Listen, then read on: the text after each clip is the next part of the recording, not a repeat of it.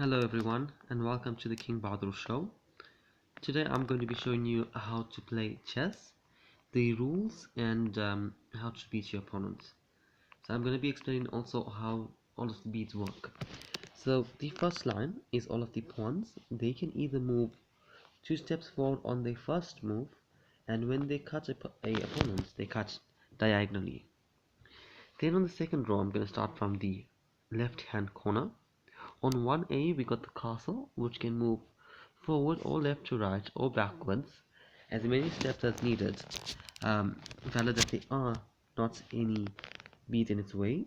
Then we have 1B, which is the knight, which as you see moves 3 steps forward in any direction and 1 step to the left or to the right of that position. Then we have the bishop, which moves diagonally, meaning on the brown line here, as you can see, the queen can move in any direction as many spots as required, valid that there are no beads in its way, and the king is the most important bead which needs to be protected at all times.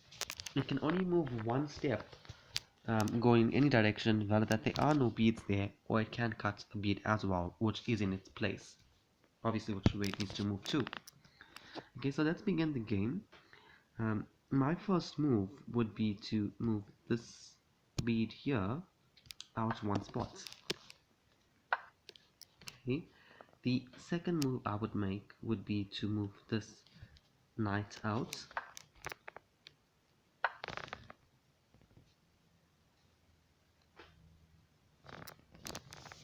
I would now like to take out my queen.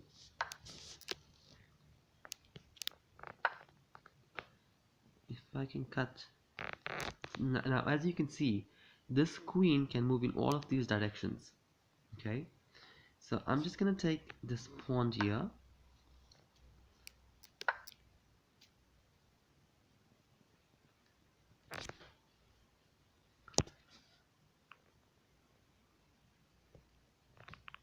If I move here,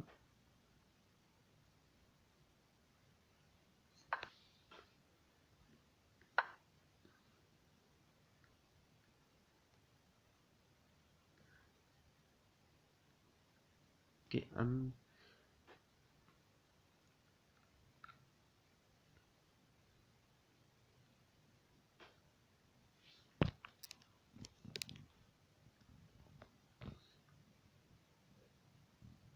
gonna take out this knight.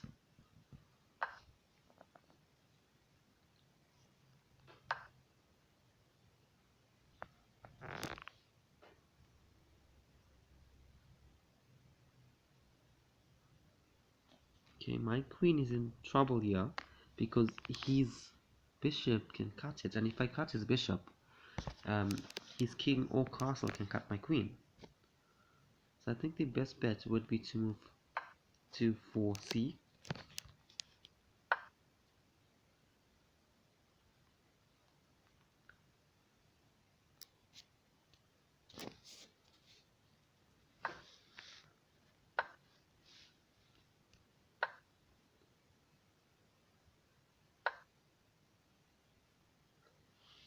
So instead of taking my pawn, which was on 4d, he's decided to move his pawn down to 4e, which now allows him on the next move to cut my knight if I do not move it.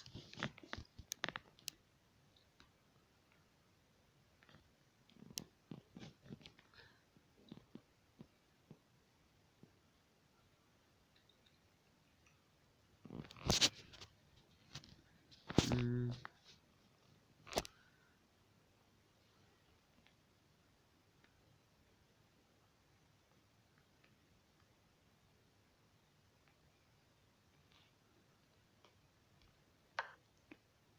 Moving my knight to 2d allows me to then cut his pawn on the next move.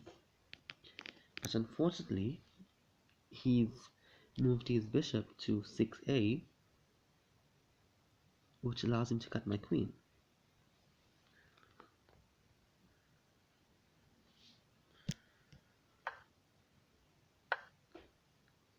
So he's moved his pawn down, right? Which now leaves his bishop open to mine.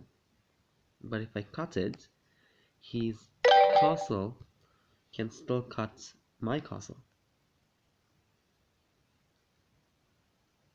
I'm sorry guys, let me just put my data off. Okay, it's perfect.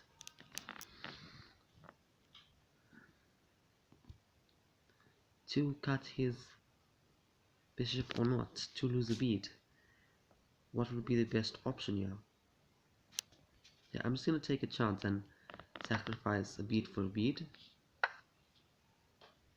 Fortunately enough, he has not taken my bishop, but what he's done is he's told me, look, I'm not gonna take your bishop, but I'm gonna try and take your queen if you're silly enough to move that bishop of yours out of position. So I'm gonna take this bishop over this pawn over here and then check his king, which now allows him to move his queen down to defend.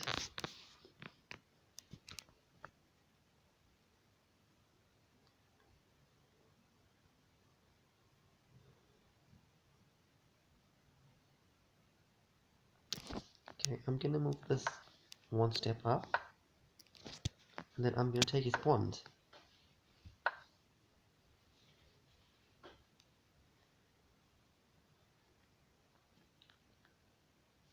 Next, I'm gonna go for his knight.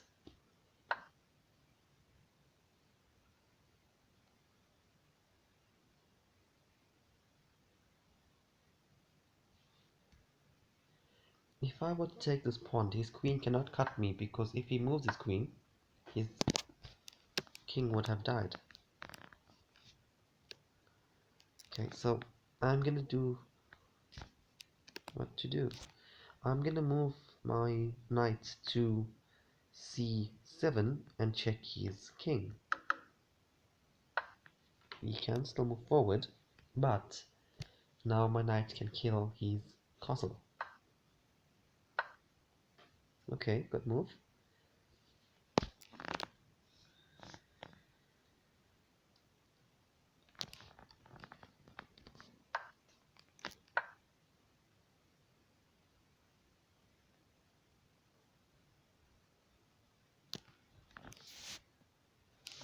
I'm gonna take his knights. And now I'm going to check his king.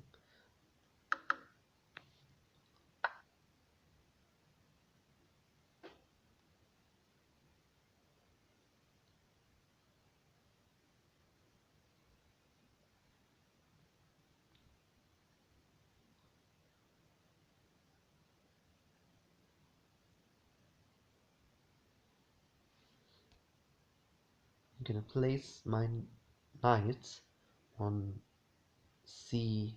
on b3 to attack his queen.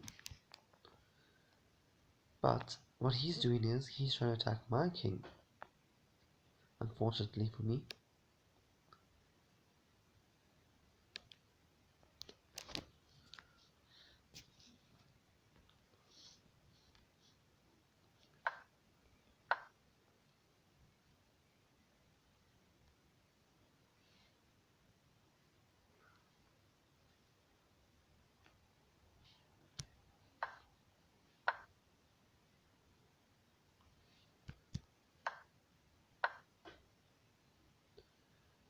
Okay, so the best way to win this game for me would be to use my castles, right?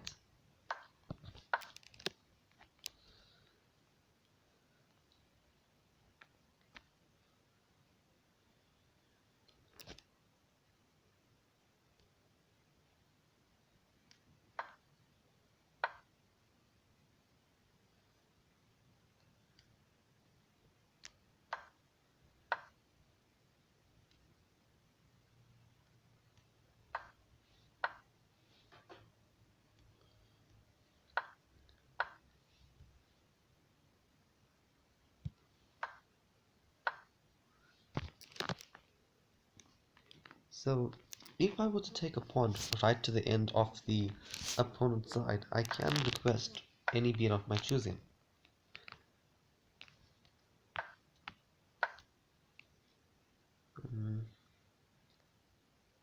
As you can see, the only beat that he has of power is his bishop, and since it's on the brown, then it can only move on the brown.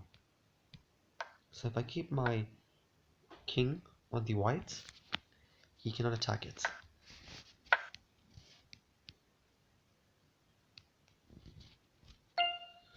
I'm gonna ask for queen, see that it is the strongest on the board.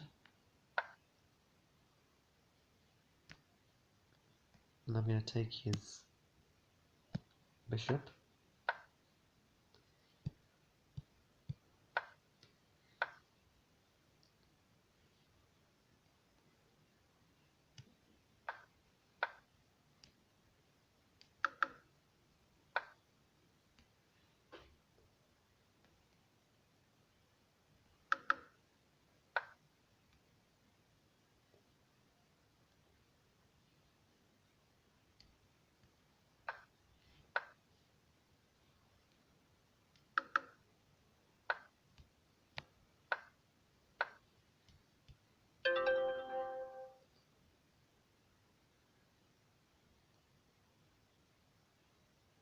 Okay, well, this game is stalemate, unfortunately, but good game.